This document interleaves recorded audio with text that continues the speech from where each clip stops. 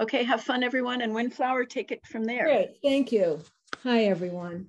The first poem I'm going to read is called The Kind of Day, and it was inspired by the poem Today by Billy Collins. Today is the kind of day I write poems etched in sunlight. Today is the kind of day 1,000 yellow finches break free from the cage of my heart. Today is the kind of day the hurt and grief of the world are placed in a blue glass jar next to the striated stone wall. A spring day so perfect, we can't hear the rockets. In Gaza, whole families perish like a sudden gust of wind. A young girl, a small pizza oven for baking bread, cupped in her hands, the promise of flatbread on her lips. Perhaps it was the sun glinting off the chrome. Perhaps it was punishing indifference that left her long, dark hair on the pavement, melting in metal. So how can today be that kind of day, where my eyes follow the ballet of light across the evergreen leaves, where the earth rises up to meet my feet, the blue dome like feathers on my shoulders, the same blue dome pressing down, grinding others to dust. But today is that kind of day. Peonies drenched in light, deep reds, pinks, and purples at my feet. I don't know when there will be another.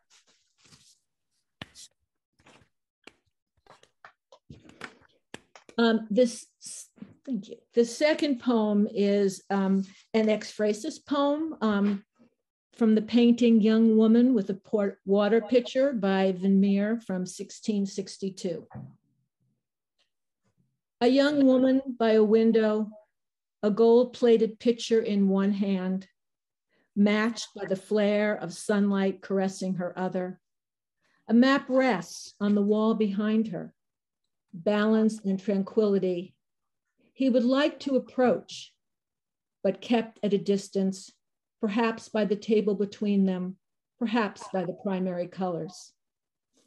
The poet of a domestic life, she daydreams, forgetting the picture in her hand, following the flare of light out the window, the map behind her eyes. She is the sparrow on the bare November trees. She is the leaves on the distant hill. She is the water in the gold-plated pitcher, yet to be poured. Thank you, and now I'm going to turn this over to Fran Schwartz. Thank you, Windflower. Excuse me, before you go, Fran.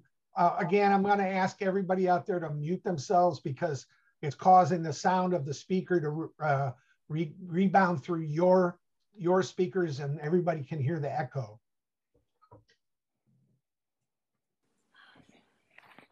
So bottom left-hand corner.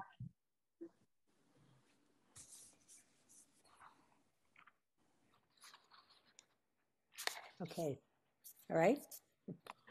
Okay, I'm reading from a short piece called Fantasy in the Key of COVID.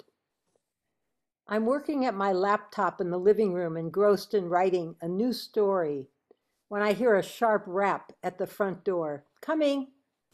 I slip on a mask and open the door and stare. Roger stares back. What's with the mask? I yank it off. No worries about his infecting me. Sorry, didn't mean to startle you, I stammer. I realize how ridiculous that sounds. Aren't you going to ask me in? But honey, I only have an hour. Let me in. As if in a dream, I step back and he strides into our front hall. For someone who's been buried for 10 months, he looks remarkably intact. Gone are the white shrouds. I don't recognize the clothes he's wearing, but he's presentable, if not stylish. He puts his hands on my shoulders and squeezes gently. Let's sit down. I want to talk. They haven't given me much time. They? I sink into my recliner, and Roger settles into his, facing me, just like normal. So what's new, he says, then leans forward, peering at me. What happened to your hair? Uncomprehending, I brush my hand over my head. It's so long. He sounds perturbed. You look different. I couldn't get a haircut. My voice falters. So many changes. Did something happen to our hairdresser? Did he retire? I visualize calendar pages flipping backwards, the year 2020 unscrolling like a movie reel. Roger twists his hands in his lap as the silence expands. What's wrong? He glances around the living room. Everything looks the same, maybe a bit messier.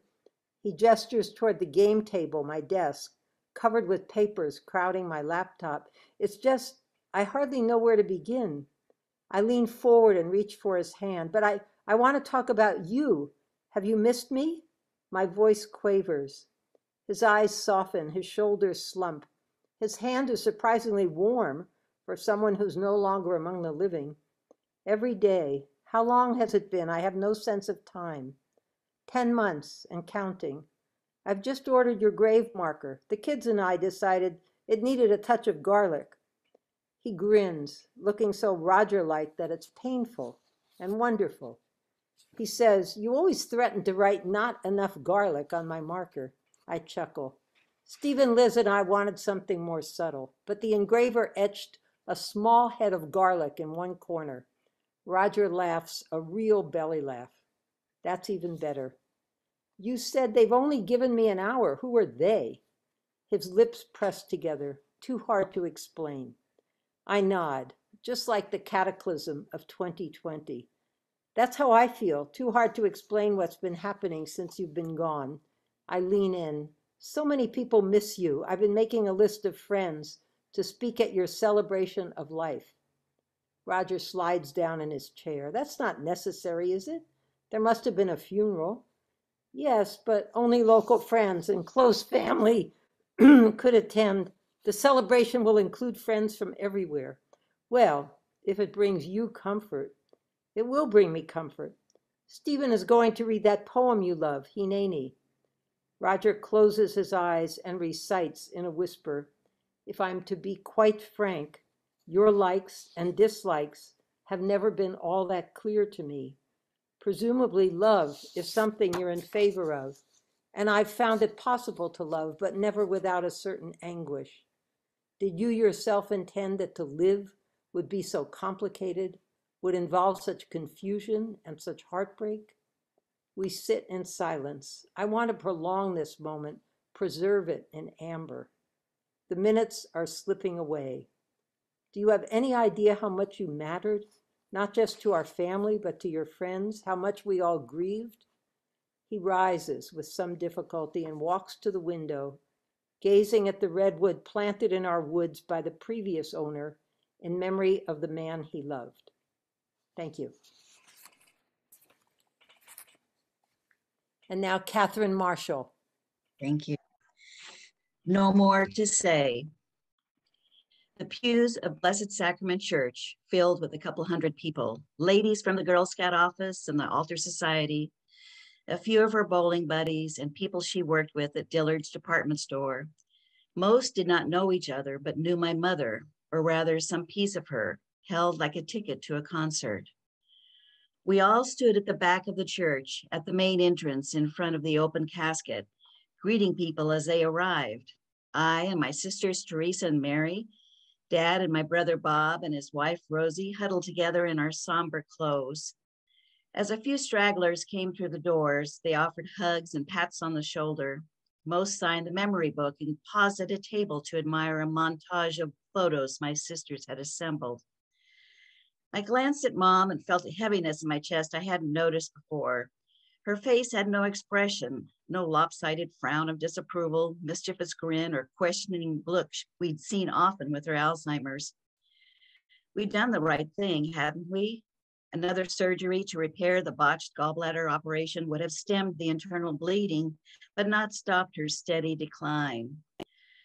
We knew her wishes, no nursing home. We saw it in her eyes, the terror of not recognizing us or understanding why we stood around her bed grappling with the decision. We loved her and we let her go. The funeral director closed the casket and began to wheel it up the main aisle. Wait, I'm not finished. Tears welled. I reached for the casket as if to pull it back. My brother saw my distress and put his arm around me. What did I think I could do now? What else did I need to say? We walked behind the casket past sympathetic faces and sat in the pews at the front reserved for family. I fumbled in my purse for the pack of Kleenex and did what I could to mop my face. I didn't like people fussing over me and needed to pull myself together. The priest entered from the side door with 2 altar boys and walked to the communion rail to welcome everyone. We spoke briefly about my mother's volunteer service for the church and praised my father for his dedication in caring for my mother the past few years. My dad hunched next to me, nodding in acknowledgement. The priest asked if others had thoughts to share. My throat cinched like a drawstring, and I knew I couldn't speak without blubbering. I wished I had something planned, something eloquent that could have comforted others and spoken to our relationship, but I had nothing to share with this church full of strangers. Memories of Mom jumbled in my mind like a fallen Jenga tower. I resented the loss of my own childhood, taking care of my younger brothers and sisters. Most times I felt like she didn't really love me and only noticed me when she needed something done, like carry the laundry from the basement. When I was a kid, she always washed my hair under the faucet so hard I thought she was mad at me. She did sew most of my clothes growing up, but I didn't appreciate it. For my 12th birthday, I begged her to please buy a dress from a department store like the other kids. She bought the dress for me, but I know I hurt her feelings. She tried teaching me how to sew and to play the piano. I was lousy at both and chafed at her instructions. Once when she was angry with me, she said I reminded her of her mother. I never knew what that meant. I liked my grandmother and thought she was sophisticated and elegant. I think Mom knew I judged her. Dad drank too much, got angry, beat us kids, and she did nothing to stop him. I wanted answers and she wasn't willing to provide them.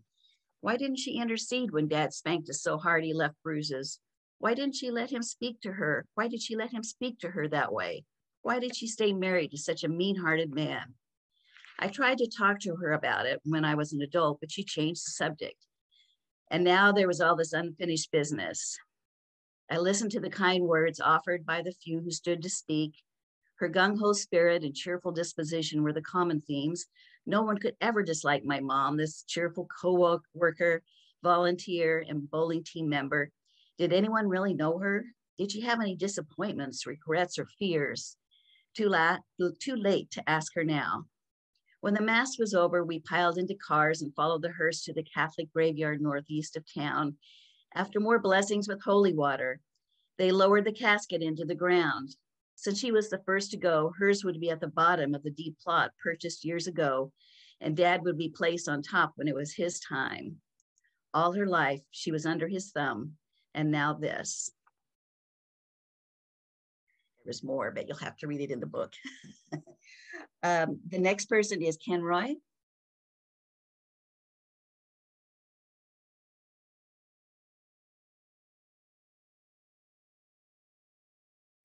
Is he there? Can you hear me? Yeah, Okay. yeah, here you go.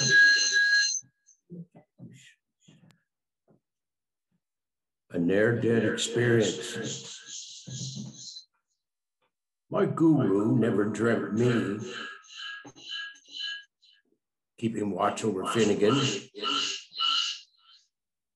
lest he start to breathe again, so he wouldn't hear clods of earth and pebbles bouncing off his casket lid. But I did dream of him spiraling down into his vortex of confusion, beckoning me in his blindness with frail waves to plunge into the whirlpool of his mad genius, to be thrown against its spinning liquid walls as Dante, Freud, and Bruno go merry-go-rounding by, and torn out pages of the Book of Kells and Vico's dark musings confetti about in confused pagination. Join us, Kenny, join us, the graying Ionian choristers chant as they drop and disappear into the black hole of Finnegan's Wake. The next person is Karen Opoff.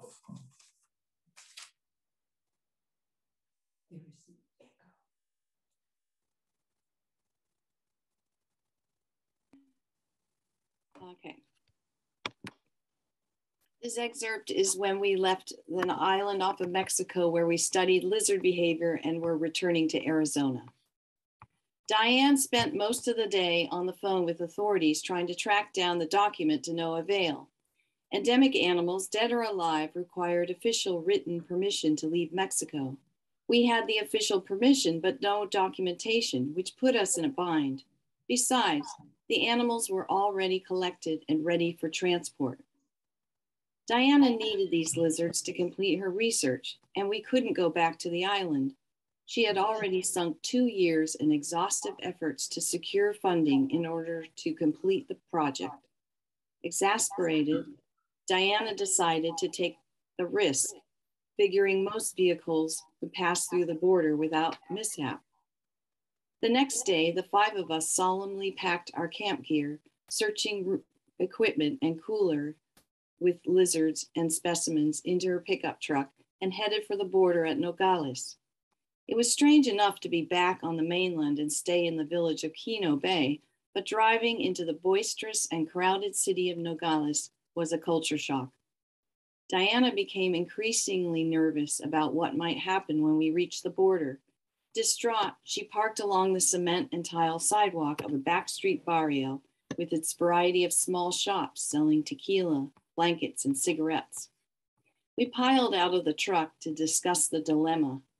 There would only be a problem if we were stopped and searched, and that happened to a relatively small percentage of cars.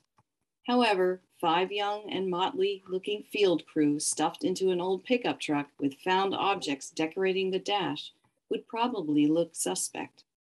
We needed a strategy to somehow hide the lizards. In a flash of inspiration, I suggested we hide them under my well-worn, yet still perky Fiesta skirt. The crew eyed me dubiously as I laid out a plan to pin the muslin bags evenly around the inseam of the ruffle so they could hang easily within the folds of the lower fabric. In the end, all agreed to my crazy scheme since it seemed our only hope. My compadres deftly pulled out the bags, dug up safety pins, and carefully fastened the bagged lizards under my skirt as I stood on the sidewalk.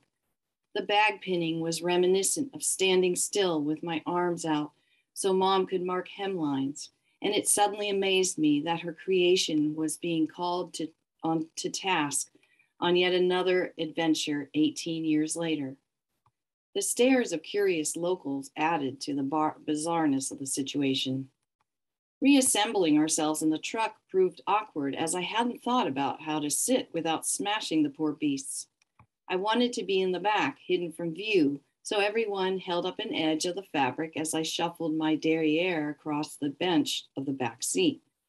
I had to pull the back of the skirt forward so that all the bags of still, cold, and unperturbed lizards could settle around me. I couldn't relax my spine against the seat for fear of crushing the one lizard bagged in back, and was thankful we didn't have much further to go. We pulled up to the dirty beige painted concrete border portico guarded by armed men, imagining that as American students heading back to university, we would be waved through. Instead, a force of mirrored sunglasses and tight tan shirts with badges signaled us to pull the truck into a covered parking spot. After we showed our driver's licenses, we were asked to get out, and I gingerly picked up my skirt and slid carefully over the seat. It was May and temperatures were on a steady soar at the approach of midday. I positioned myself off to the side, standing in the shade, my weathered hands clasped innocently behind my back. Officials must have wanted something to do that morning because they started to methodically disassemble our carefully packed to fit luggage. First, they confiscated collected feathers and skulls that decorated the dash. Then they opened the hatch and searched every container, leafing through journals, field guides, sacks of dirty clothes, and camp equipment. I watch closely, but with a casual air, wondering why I set myself up for this. My crazy idea. It's naivete. It never occurred to me that my scheme wouldn't work, but now I realize I could end up in jail. And next up is Ginny Worby reading Like Dust I Rise. Hi all. This is an excerpt from the novel Like Dust I Rise. Dalhart, Texas. The winter and spring of 1933 are dry and not cold enough to kill the next generation of insects. This morning, I opened my eyes when the rooster crows and turned to see if Gracie is awake. The sun's not up, but there's enough light to make out her black-haired rag doll at the foot of her bed. Gracie sits up, her back pressed hard against the wall. She turns her head to look at me. Her wet cheeks glisten. What's wrong, honey? Out of the corner of my eye, I see, sorry, went too far. Sorry. Out of the corner of my eye, I see what I thought was her rag doll lift two hairy black legs and wave them in the air. Don't move, Gracie. Last week's newspaper had a story about a Hartley boy who was bitten by a black widow spider hiding in the wood he carried into the house. The paper said he died screaming in pain before his parents could get him to the new hospital in Dalhart. Thankfully, this isn't a black widow spider. It's a tarantula, not poisonous, but its bite can really hurt. I creep toward the foot of Gracie's bed. The tarantula swings around, rears up, and exposes its fangs. I stop. If I try to jerk the bedspread off, it might run right at Gracie. Hurry, she whispers. Hush. I walk the other direction. The spider scuttles further along the foot of the bed. Gracie has her bedspread pulled to her chin and is holding the edge so tightly, her knuckles are white. Let go of the spread, Gracie. She lifts her fingers. I take a corner, ready to rip the spread off, but the spider dashes across and disappears over the far side of her bed. Gracie scrambles away and screams, runs screaming into the kitchen. I hear Mama's startled cry. What is it? Giant spider, Gracie wails. The tarantula is now on the floor on her side of the bed, next to the wall. I'll never be able to sleep in here again if I don't find it. Mama appears in the doorway. Where is it? I don't know, over there somewhere. Where's Papa? He and Nolan and a bunch of other fools are at the newspaper office, letting editor John McCarthy talk them into signing a pledge not to give up and leave this godforsaken place. We just need rain, Mama. Would you rather be back in Chicago? Maybe, in spite of what Celia says, it can't be as bad as here. She turns. Where are you going? To get the broom and kill that spider. I'll do it. I strip Gracie's bed to make sure it hasn't gotten between the blanket and sheet, then crawl on my hands and knees looking for the tarantula. It has scrunched itself into the corner. When Mama hands me the broom, I poke it with the handle. It tries to back up, but it's trapped. It flails the air with its two front legs. I feel sorry for it. I read a poem in school called The Rime of the Ancient Mariner about a sailor who killed an albatross. After he kills it, the ship ends up stranded in the doldrums, which our teacher, Miss Brown, told us means no wind. I live for windless days and envy them until we finish the story. The crew blames him and makes him wear the dead albatross around his neck. Eventually, the entire crew dies for lack of water, and only the ancient mariner is rescued, but is doomed to wander the earth telling the story. Facing the tarantula, I'm reminded of the last two lines of that long poem. For dear God who loveth us, he made and loveth all. Don't be afraid, I whispered to the spider. I'm not going to hurt you. What are you doing, Mama said, Gracie cowering behind her at the door. I'm going to catch it and put it outside. Don't be silly, just kill it, Nona.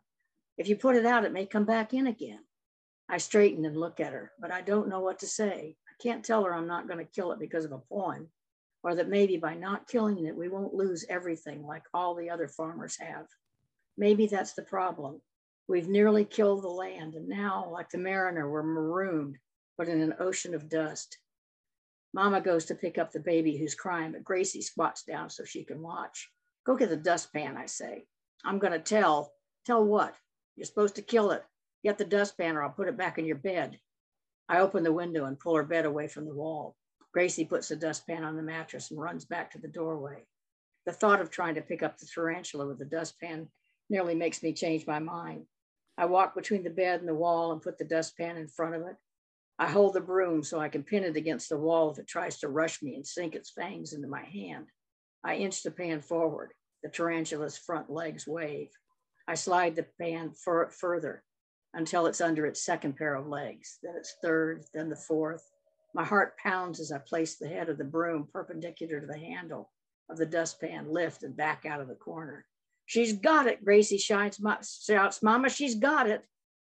I can't see under the broom, but I can feel the weight of the tarantula in the pan. Every nerve in my body tingles as I back around the end of the bed toward the open window. Out of the corner of my eye, I see Mama in the doorway, biting her knuckles. I reach the window, lift the broom, and flip the tarantula out, then lean over in time to see it scuttle under the house. Mama turns away. I don't know why you didn't just kill it. She can't know that I just saved us and myself from having to roam the earth, telling the story of what went wrong here. Next up is Maureen Epstein. Thank you.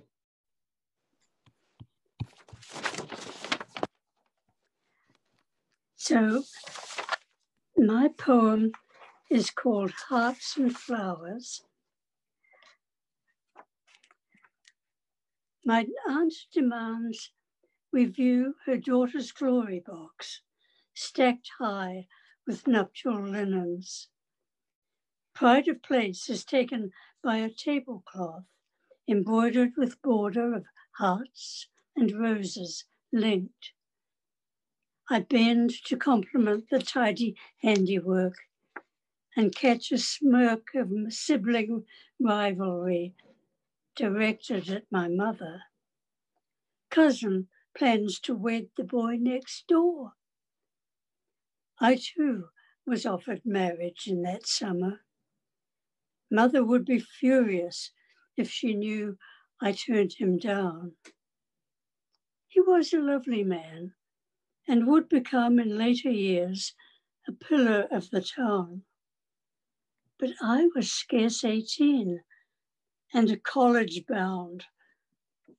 I saw myself across a table from my cousin, sipping tea from dainty saucered cups with matching plates, the hearts and roses on her cloth, a chain link fence imprisoning our lives.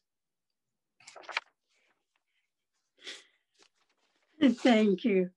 And next up, Susan Lundgren. Thank you. The Crossing. Early sun streams through the south-facing kitchen window where Catherine finishes the breakfast dishes. When she looks up from her chore, she notices distant, faint plumes of smoke.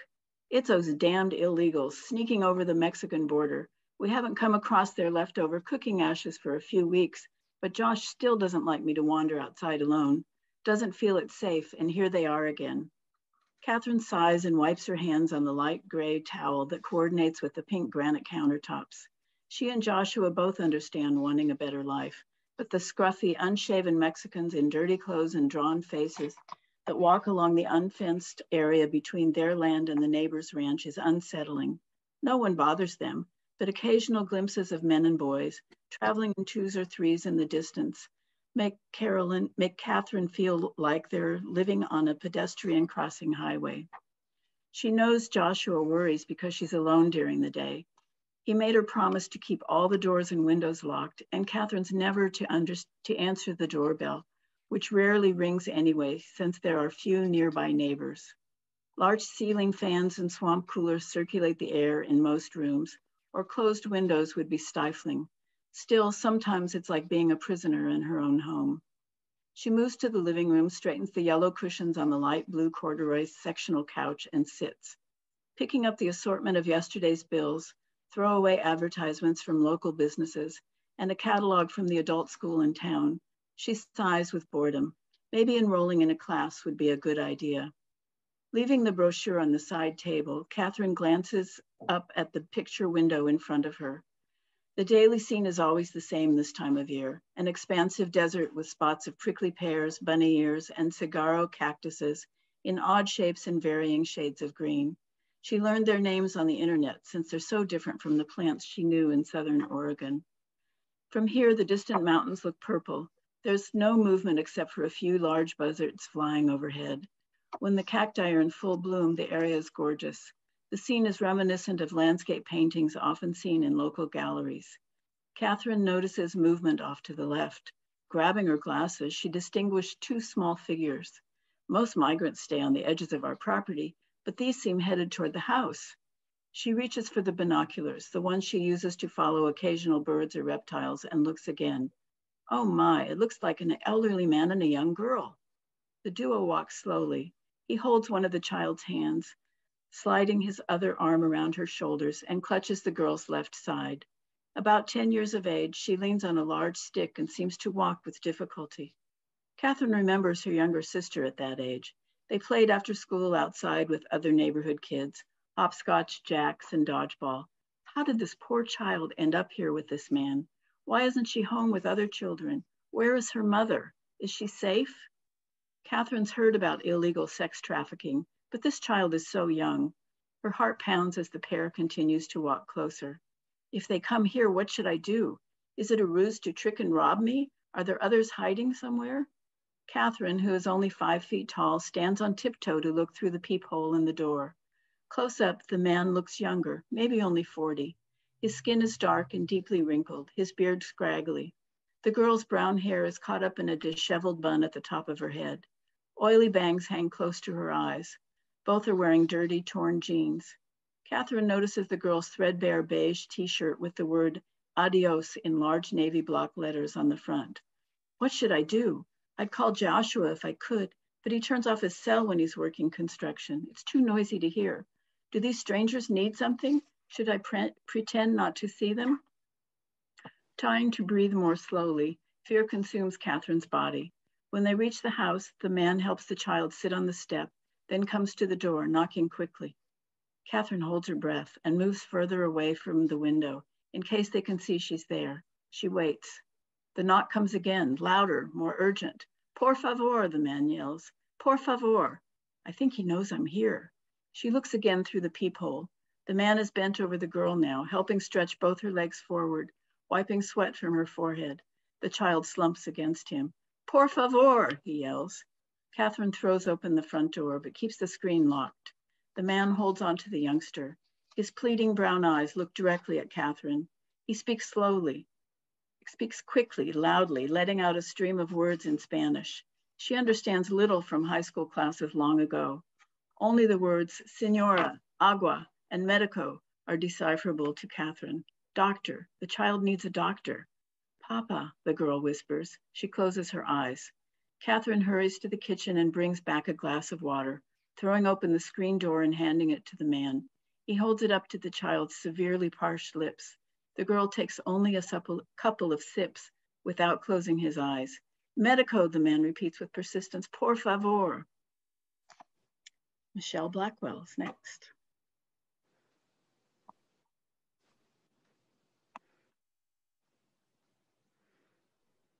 Thank you, Susan. This is the first 3 pages of a short story called Journaling, and there's a lot of dialect, so I apologize if it's hard to understand. But when you get the book, you can read it. Maybe it'll be easier then. Journaling. Saturday, July 11th, 2020. Will's spending today Whitland. It ain't unusual for him to spend the day this way. Nothing much ever comes of it. Mostly he turns large sticks into small sticks. Not that he doesn't have them bent.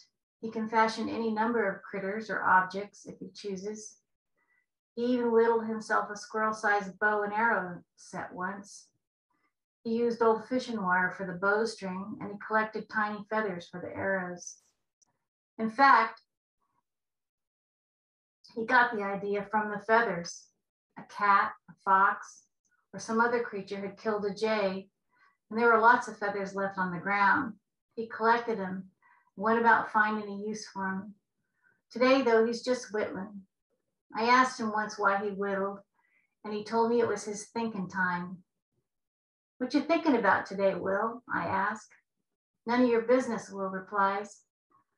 No need to be nasty, I says, and I just leave him to it, because what else can I do? I got no say over how he spends his time. My name is Dusty. It's a stupid name, but that's what they call me. I take care of Will, or he takes care of me, depending on who you ask. But I do the stuff he can't or won't, like clean the toilet, throw away the trash, and cook the meals. Will used to split wood and hunt and stuff, but not no more. I go into town every week to buy the things we need. I use Will's card and nobody pays no mind. I don't have my own account. I don't know my last name, and you can't have an account without a last name. I don't have nothing to put in it anyway. Will says he doesn't either, but that the Social Security puts some in every month. Will also says one day he'll be gone and I'll have to figure out something else. But he's an old un, and old uns say that all the time. I'll just stay here when that happens. I won't have a card no more, but I can fish, and I got the chickens, and the garden which feeds too. When Will is gone, I'll have more than I need. Of course, I'll miss sugar, and I'll miss bacon pies, but maybe I can sell the extras from the garden for sugar and flour, or I can collect the acorns to make my own flour like the old days. And plenty things are sweet, but I'll miss Will. Today I don't feel that good, so I wish Will would be in a nicer way.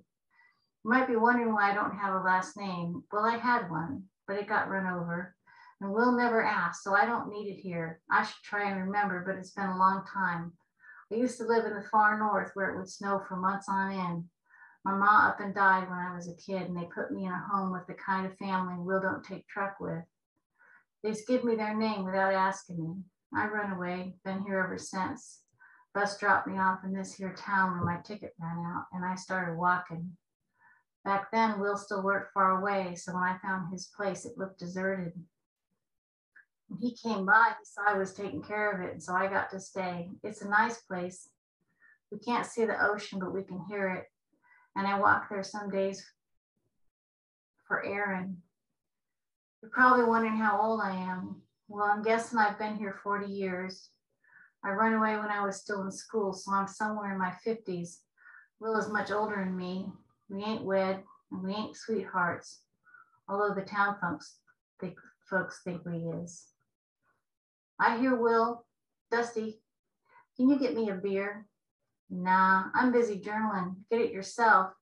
I hear him cussing quiet when he pulls himself out of the chair, but I ain't going to pay him no mind. You might be wondering how comes I'm journaling. This lady at the library gave me a lesson on journaling, and I've been meaning to do it ever since. I started a couple of times and quit, but I tore out those pages so I can start new. That's enough for now. I got stuff to do. Sunday, July 12th, 2020. Will is complaining about being hot and sweating. It's perfectly nice out, I tell him. Will, you got a fever maybe. Maybe you got that there virus.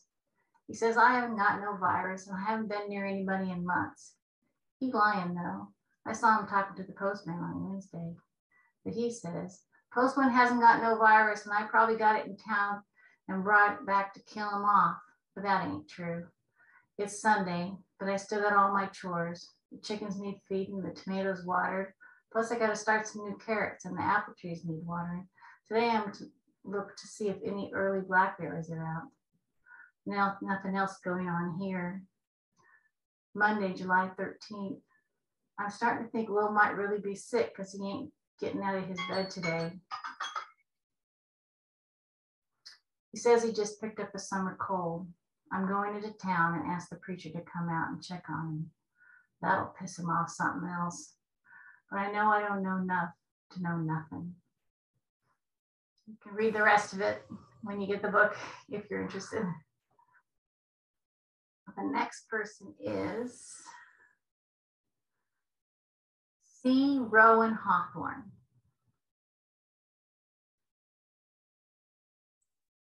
Okay. This poem is called Elementary, Sir Doyle. Reason in the land of mist seems not reasonable from here. It all sounds very nice. Fairies dancing about the children. Surely they visit the dead children too. Surely all the knocking, writing, all that pulpy matter oozing out of entranced mouths is proof of something more. With his gift of observation, the master should have noticed from where the knocking comes. This is but chewed up paper, and the illusionist has professed it false. But the mist, it infects even the master. He does not notice the mist is merely smoke from his own pipe. Thank you.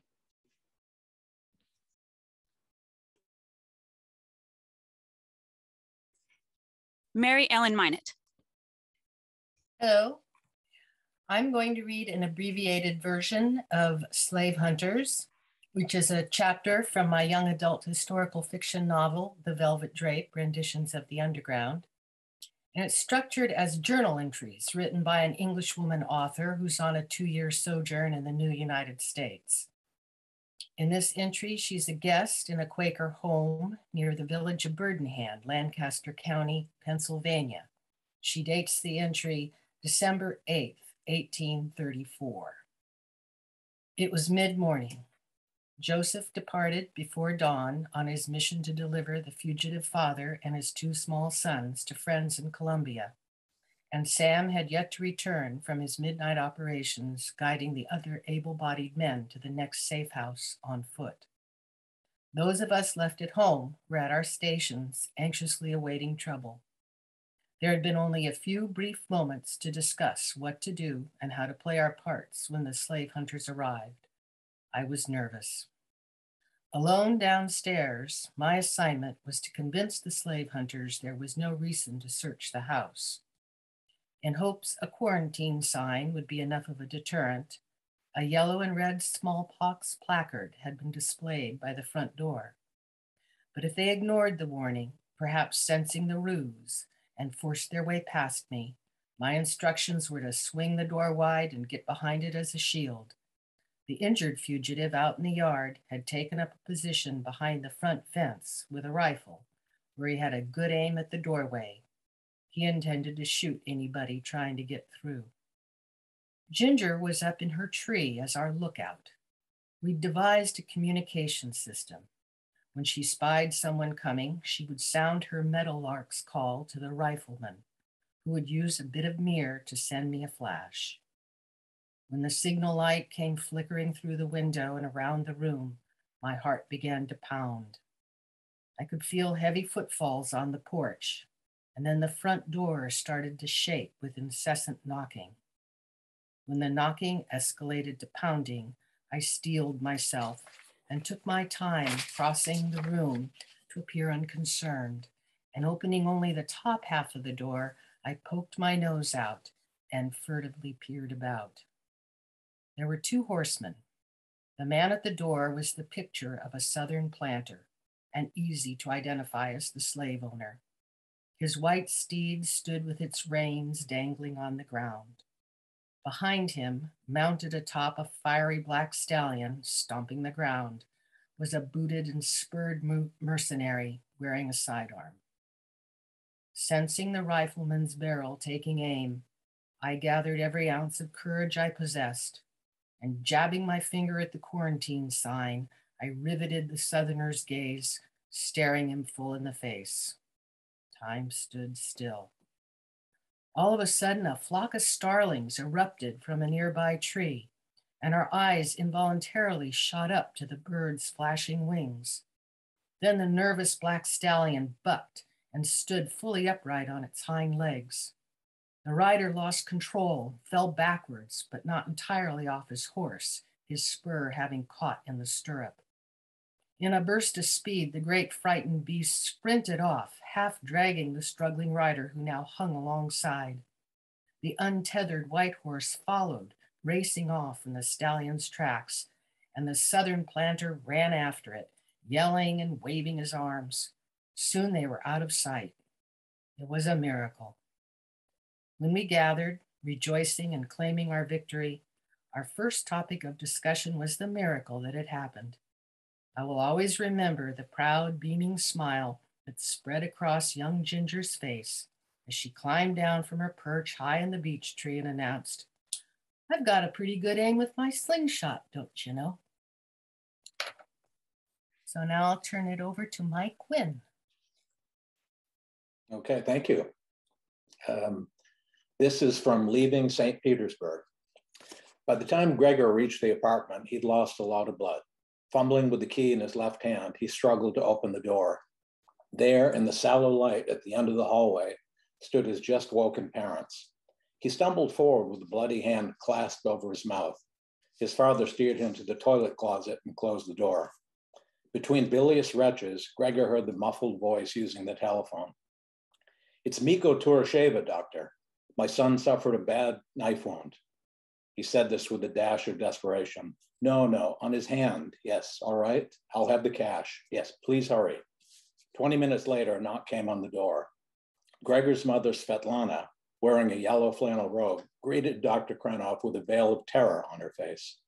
They made their way to the kitchen, where Gregor sat quivering, humiliated by the predicament he'd caused his family. After offering a tight, consoling smile, the doctor cupped his slashed right hand within her own delicate grasp. Let me see. Yeah, it's a very deep cut. Have you reported this to the police?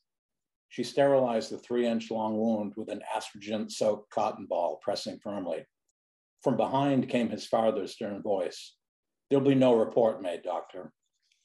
Dr. Krenov glanced up, arching severely plucked eyebrows, then lowered her head. Gregor stared as she drew anesthetic solution into the syringe, wondering what his life would be like from this point on. "How old are you now, son?" 22, he said, closing his eyes to the needle. "What has it been? 3 years since I last treated you?" "Really, doctor? You're going to mention the gonorrhea pills with my parents standing right here?" He nodded, averting her eyes. From her black leather valise, Dr. Krenov lifted a bright silver tool. "This one is best, a half-curve number 10. Chilled sweat dampened his temples. His tongue swept the sour residual of puke from his lower lip. "Here we go," she said in a calm voice. Gregor felt the tool pierce his inflamed skin. He squeezed his eyes shut and conjured a pleasant image. Cherry trees in bloom along the banks of the Neva. When the snipping of the tiny scissors stopped, he opened his eyes. She hooked the last stitch of black thread through his numb palm and placed the tools on folded white linen. The sutured gash looked alive, a column of angry spiders marching from their colony to the base of his thumb. "You must keep this clean," she said, wrapping the cotton bandage around his hand. "Come to my office in 10 days and I'll see how it looks." "Yes, of course." His parents thanked the doctor and walked her to the door. From the corner of his eye, Gregor watched his father palm a sheaf of ruble notes into her waiting hand. When he strode back to the kitchen, Miko was wearing his stern face. The interrogation was about to begin. "What happened, Gregor? I want the truth." Looking at the worn linoleum floor for 10 heartbeats, Gregor constructed a plausible story, a partial truth. "I was attacked by Leonid Bushkin behind the Blue Owl, the bar. He had a knife. When he tried to stab me, the knife hit the brick wall and fell to the ground. I dove for it." Miko paused. His shoulders quivered as a wave of nausea rolled through. "Go on," Miko said, leaning in. I flipped over and raised the knife just as he leaped onto me. And I think he's dead." His father tipped back in the chair and whispered to the chips-plastered ceiling, "Oh my good God. I didn't mean to kill him after what he did to Victor last week." The chair legs slammed on the floor. Grabbing Gregor by the collar of his denim shirt, Miko shouted with a herring breath fury, "Say nothing. You understand me, Gregor? Not another word." "Yes." "Where is the knife now?" "Over there," he answered, gesturing to the leather jacket on the kitchen counter. His father got up, reached into the jacket, tossed the knife into the sink. After washing and drying it, he walked to the frost-covered window. Holding the Kiston tactical knife by its hornbeam wooden handle, Miko shook his head. His father sat back down at the table, his face softened with a profound sadness. He looked like a man about to lose a child. "Listen to me carefully, Gregor. If you are arrested, you're destined to one of 2 places. The old Kresty prison here in St. Petersburg, or Siberian labor camp." Gregor pressed his knees against the legs of the table, realizing that he would have to flee Russia. Okay, next up is Priscilla Coleman. Can you hear me? Mm-hmm. At the border of Mexico and the USA in 1964, Mexican guards arrest my husband, Richard. 6 men with poised rifles point at the stove and refrigerator in the back of our camper and shout, "Contrabando!" I see dollar signs in the jefe's eyes as he mentally counts the mordida. "These are for our casita in Puerto Vallarta," I say in my best Spanish. Nevertheless, they drive Richard to the jail in Nogales and leave me to weep and worry. One of the guards, Alejandro, pities me and says he too has a house in Puerto Vallarta. We built a typical house with adobe walls, red roofs, and tile floors, with a balcony overlooking the Bay of Banderas. It seemed the perfect place to escape the issues of the 60s, but President Richard Nixon had made insulting comments about the Mexican president, and the guards looked angry at us. Richard is at the jail meeting his fellow cellmates. One said he'd been our waiter in a Vallarta restaurant. Richard hoped he'd given him a fine tip. An inedible dinner arrives and Richard calls me on the payphone to bring food from the hotel where Alejandro, feeling pity for me, has reserved a room. As the kitchen staff prepares a thick hamburger, I sit at a table and cry, unable to eat. After spending the night in his vacation shorts and t-shirt on the cold concrete floor, Richard asks me to buy a serape for use as a blanket. He sees the Coke machine against a wall and notices the slogan, "Be sociable," on the side. He recalls his physics class at UCLA and the principles of heat and cold and BTU units. A fellow inmate is released and sees the envy in Richard's eyes for the piece of cardboard he's been sleeping on. He hands it to Richard, and Richard blesses him for it. Richard's 2 main projects during his 48-hour incarceration are to protect his cardboard and to keep the secret of the hot air outlet on the Coke machine. He sees a guard bringing needles to the prisoners and asks what they were for. They are to vaccinate the prisoners against disease. The needles are bent and dirty and would be a delight to any marlin fisherman. Richard says, "Oh, no, you don't. Not for me." When one answers the phone in Mexico, one says bueno. Richard advises me that nothing is bueno and I should answer with malo. Other inmates, long-term offenders, have radios, each tuned to different stations. 35 inmates sleep in a 10 by 10 foot cell with a 150-watt bulb hanging from the ceiling. Because of Alejandro's generosity, I sleep in luxury in a Nogales hotel bed with feelings of guilt. The next day, Alejandro and I drive across the Mexican desert. He knows an attorney who will be able to help my husband. The attorney may be at a fiesta in a small town nearby.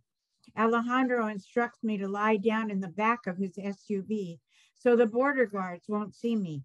I obey him. At the festival, we walk from one booth to another.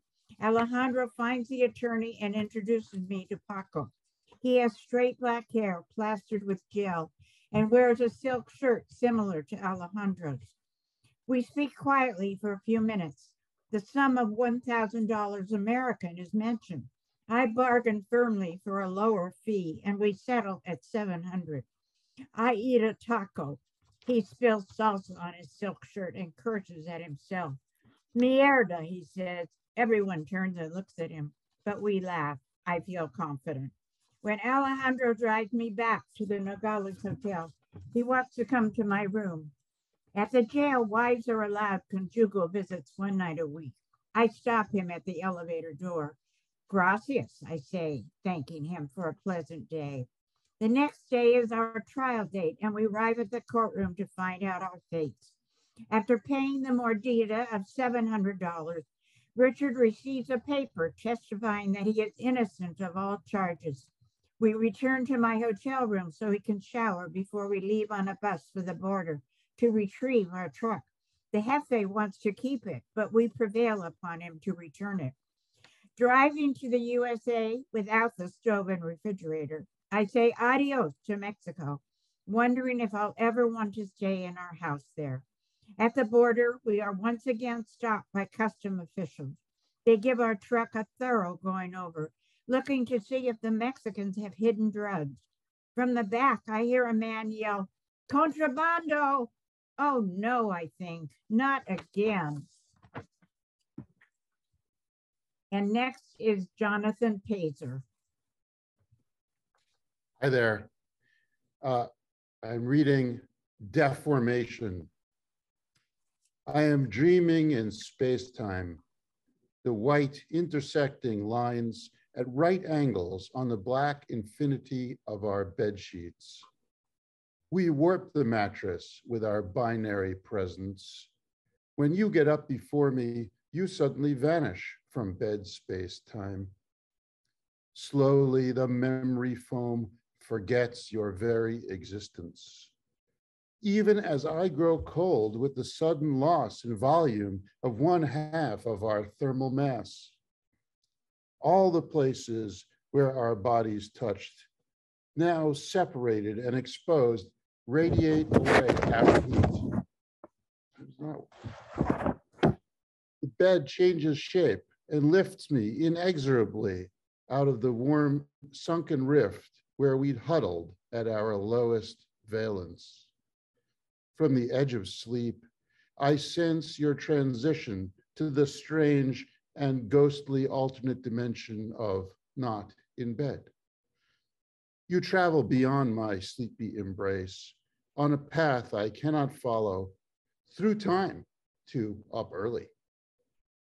As consciousness slips my tenuous grasp, blackboards of Einstein's mathematics dance in a hazy explanation of how my wife and I could have gone to bed in parallel on Saturday night, yet find ourselves inhabiting two completely perpendicular dimensions of Sunday morning.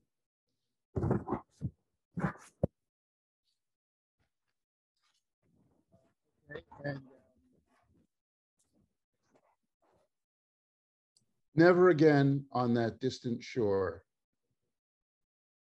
No parting is easy. Today, it is long past time. This sour goodbye lingers still on my tongue. I woke up mourning and packed while you showered the chivalry of staying, a rusted hulk in a pool of salty second chances. My tattered old duffel seemed empty to bursting. I couldn't take what I didn't have.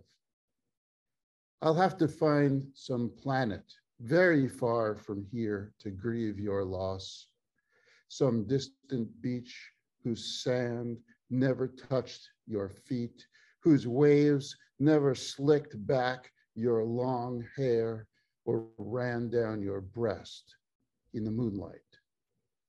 Even shielded by time, buffered by distance, I can't unlove you. Only unlearn us and pray you'll heal your old hurts, the ones that drove me away.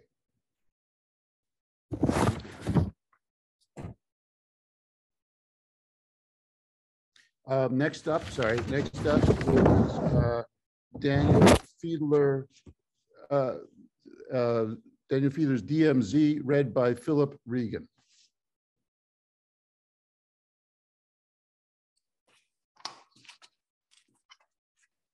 I felt a cold gloved hand on my shoulder, shaking me awake. Sergeant Gilroy's raspy voice brought me upright. "Fiddler, get your ass up. The colonel wants to see you now." The light dusting of snow covered my sleeping bag. I struggled to pull on my half-frozen boots. It was bitter cold. In the blackness, I strained to focus my eyes on the radium dial on my watch. 2:10 a.m. "What's happening?" I asked, pulling on my parka. "Just report to the commander's tent ASAP. We have a situation." Trudging through the falling snow, I wondered, a situation, Daniel? This is just a routine joint United Nations bug out exercise. What's gone wrong? We've done this before, practicing it for a North Korean attack. bugging out and moving our headquarters company south across the Imjin River. Those in command would be able to direct the defensive action from a safe place below the river. Our regiment was left behind to defend the demilitarized zone and stop the North Korean troops from crossing the river. This was just a practice exercise. What situation? I pulled open the flap and entered the commander's tent. Specialist third-class fiddler reporting, sir. The tallest of the three officers approached me. I saluted. He briskly returned my salute. The silver insignia on his helmet shone in the dim Coleman lantern light. He was a full bird colonel. I thought, whatever is going on, it must be serious to get a full bird out of the sack at 2 a.m. Fiddler, is it? You're the 2nd Battalion Code Clerk? Yes, sir. Fiddler, this is not a drill. This is a situation. Your password codes have been compromised. Compromised, sir? I felt my rectum sphincter slowly clench shut. Compromised. Do you know what that means? Not exactly, sir. It means your password codes are no longer a secret.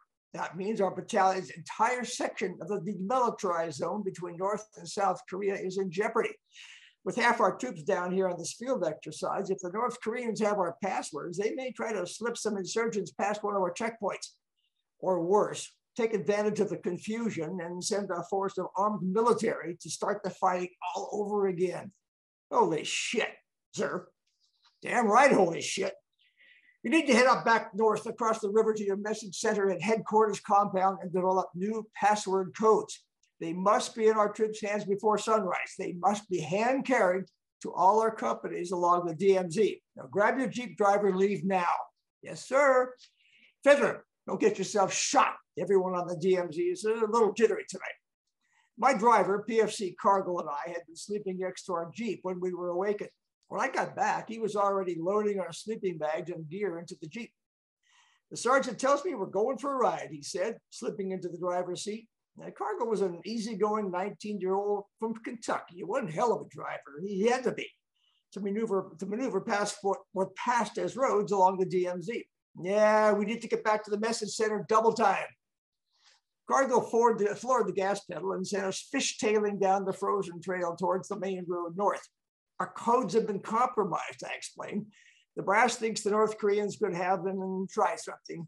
Swell, Cargill chuckled. The North Koreans might invade. We're headed straight toward them. You have your carbine? Locked and loaded. As code clerk, I never carried a rifle. I sure wish I had one now. Once on the main road, Cargill pushed the Jeep to 55. Our windshield wipers struggled to keep up with the blowing snow. An icy wind whipped through the open Jeep. I pulled my fur-lined parka close to my face. I thought, Daniel, you don't need this. Not this close to being sent home. Only 6 weeks left. Now this shit happens. What if the fighting does start again? Your tour of duty could be extended. I scrunched down on my seat, trying to wipe that idea from my head. Son of a bitch. The Jeep skidded sideways. Our tires spun to gain traction. Friggin' icy spots, Cargill yelled, fighting to straighten out the Jeep. Keep it on the road, I begged. I don't want to go swimming in a roadside rice paddy. I'm trying. It's hard to see the icy spots through all this snow. Our headlights jabbed into the darkness. Our Jeep was the only thing foolish enough to be moving in this frozen landscape. We were totally alone. I thought about the thin line that divided North and South Korea and the troops that guarded it. The significance of my job as code clerk was now very apparent. There were lives on the line, including mine. A shiver shook my whole body. The Imjin River and Libby Bridge coming up, Cargill shouted. Good, we're almost home free. And next up, we have Mary Lynn Campbell reading from her story, Another Day in Paradise.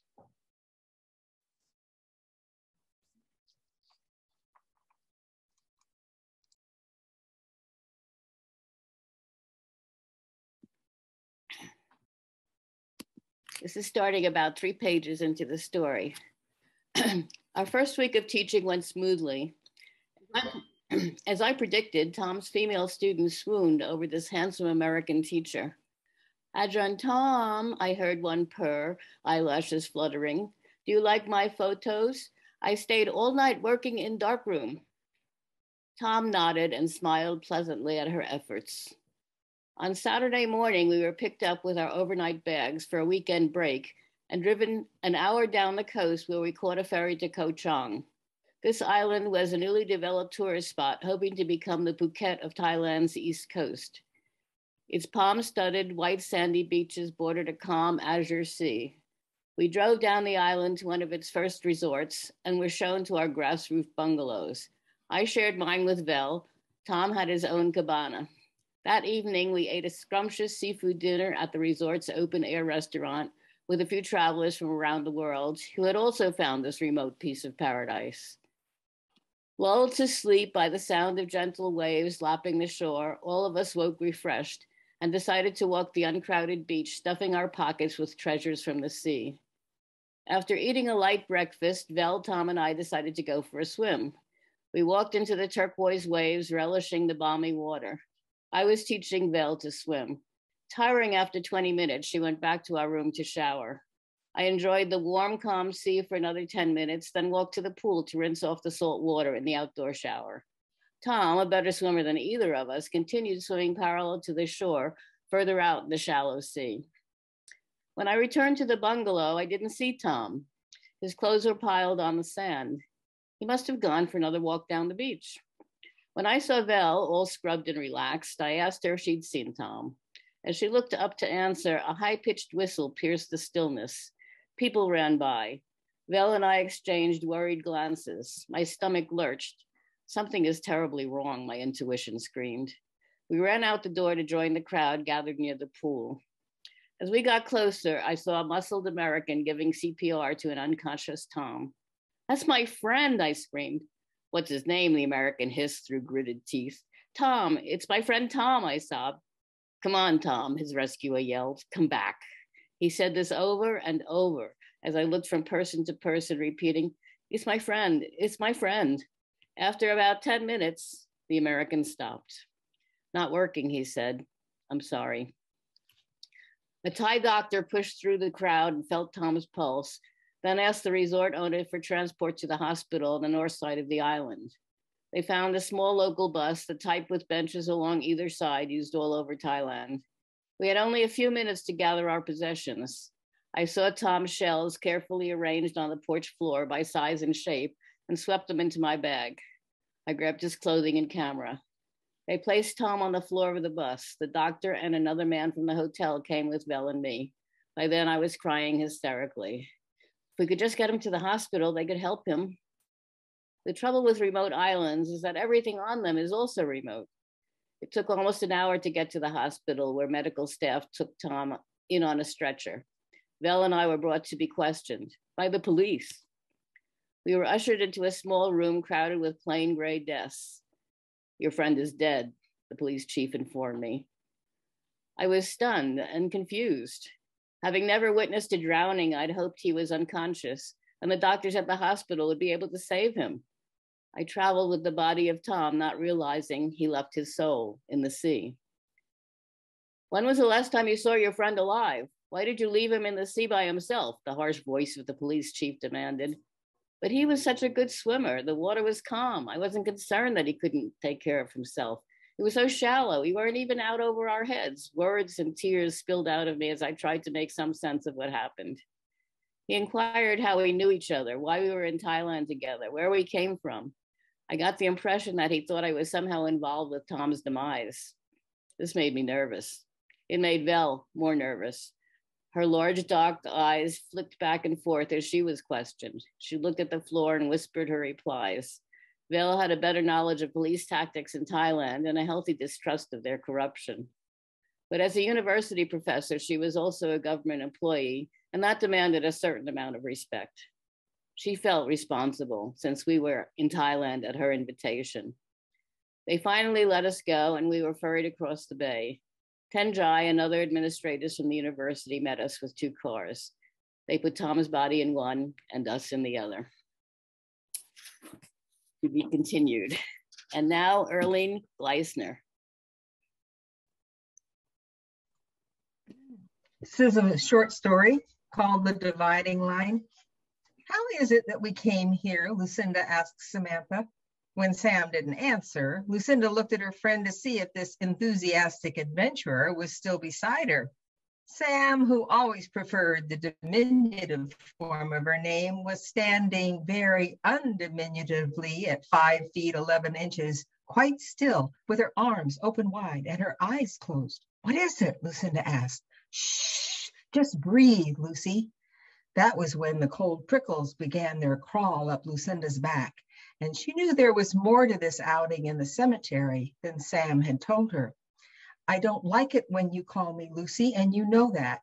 And this is the last place I want to be, the very last bit of earth I ever wanted to stand on, visit, or even think about. She pouted and thought, cemeteries are for the dead, not the living. These are monuments of cement meant for those who don't have form. Lucinda shuddered and looked at the ground fog as it shifted between and through veiled shapes like a dance of ethers. She felt the edges of her form begin to evaporate, particles of skin and hair drifting to join the mist hanging over each grave. Icicles danced all over her body and reminded her of the one visit she'd been required to make here when she was barely 12. That day, 7 years ago, her family had buried her grandfather, the man who had terrorized her as a child. This is his domain now, where he can give and withhold favor at his pleasure. I wonder who he pinches here. Lucinda thought, then shook herself to ward off further memories of his taunting, his roaming hands, his stupid sayings. Can't you feel it? Sam whispered. I'm cold and I'm leaving. You can't leave until you tell me that you can feel it. I say I can go anytime I want, and I want to leave now. Just one more minute. For what? To feel how much more alive we are compared to all the shadows living here. What? I thought you wanted... Sam dropped her arms and faced Lucinda. No, you assumed I wanted you to sense the shades of dead people wandering, be spooked by that old man who made you afraid of everything that moves. Lucinda nodded. Sam shook her head. No, I want you to feel the blood running through your veins, your heart pumping, your skin holding your being together, so you finally realize you're meant to live now. Stop giving yourself away to the memories of your mean grandpa or your parents who left you with him when they didn't want to be bothered with you. Stop going back in time. Start recognizing you are a human being with gifts to give to the world. Dare to be. Sam struck her pose again. Come on, Lucy, feel the living you. Lucinda blew out her breath and sucked in another one before mimicking Sam. She dared to close her eyes and keep her attention focused on her working parts that functioned inside her. Strangely, her body warmed at the attention, and she relaxed into a sense of release from the vague world of otherness around her. She was solid now. Sam stomped her feet. Lucinda did too. That was eerie, Sam said. Not spooky at all. Good. And if you ever wander back into your old ghost-like self, my dear friend Lucinda, I'll bring you back here for another dose of feeling more human than not. Rubbing her arms, Lucinda noticed how stuffy her name felt now. Cold? Sam asked. She nodded and wondered how it was that she could feel lighter when the thought of herself as Lucy, as if she dropped 40 pounds. She nodded. I think I like you calling me Lucy now. Good. Let's get some hot chocolate. Sam pushed an arm through Lucy's bent elbow and took a giant step that pulled them both off balance. They grinned at each other, then strode in sync to and through the gates that marked the border between the dead and the living. And now it's Elizabeth.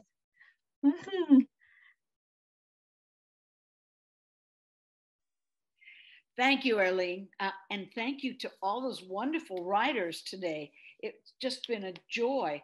I believe I'm last, so that's why I've said a little extra, but the stories and the poems were just wonderful.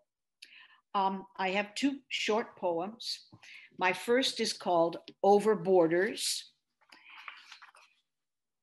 Flying home for Christmas, I sit in the mouth of a bird, rising without feather or fear, into the air of the unknown with my own world of strangers. Know them only as I barely know myself. Air green and patched beneath our feet, above effigies and landmines, above hawk and footsteps, we sail against the shield of the moon, through the far off persistent thunder of sky. Suddenly ageless, we cannot know how briefly one body lies inside another or what to expect when we land. The second poem is called The Hofbrauhaus in Munich. It's actually a true story. I don't know his name. Place is strange. Long table. My first beer that night. Pleasant and bitter. I don't know his name. We share a beer, share a story here in this yellow photo. A young American soldier, fear unwinding with each uneasy breath. What will tomorrow bring? I have forgotten his name. I would have kissed the boy. He didn't ask. There is a wall waiting to be built. We go tomorrow morning to Berlin to build a wall, afraid of conflict, afraid to die. I could have fallen in love. I can't remember his name, only his innocence here in the yellow photo. All of us virgins that night. So I return to Susan. Wonderful. Thank you very much, everyone. Thank you for keeping on schedule. The poems and the prose were wonderful. Thank you for sharing. And we'll do this again in May.